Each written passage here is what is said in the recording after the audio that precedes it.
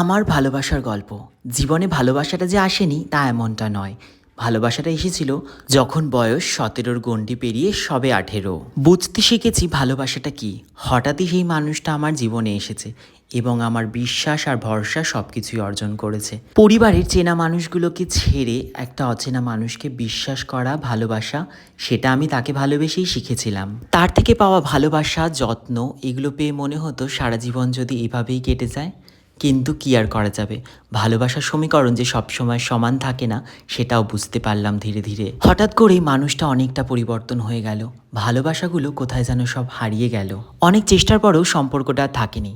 ৬ বছর পর বিচ্ছেদে পরিণত হয়েছে সম্পর্ক। কারণ আমি তখন বুঝে গিয়েছিলাম যে কোনো সম্পর্কই একতরফা চালিয়ে নিয়ে যাওয়া কখনোই সম্ভব নয়। এরপর জীবনের অনেকটা সময় একা কাটিয়েছি, নিজেকে অনেকটা সময় দিয়েছি, নিজেকে অনেকটা ভালোবেসেছি, নিজের প্রতি আরও বেশি যত্নশীল হয়েছি। কারণ এটা আমি বুঝে গেছি, তুমি নিজেকে যত বেশি ভালোবাসতে পারবে তুমি তত বেশি ভালো থাকবে। তুমি যদি নিজেকেই ভালো না বাসতে পারো তাহলে অন্যকে ভালোবাসবে কি করে। এই ছিল আমার জীবনের ভালোবাসার গল্প। পরের পার্টে শেয়ার করব এবছর রোজ ডেতে কে আমাকে রোজ দিয়েছিল। পরের পার্টটা দেখার জন্য চ্যানেলটা অবশ্যই সাবস্ক্রাইব করে দিও। টাটা সবাইকে।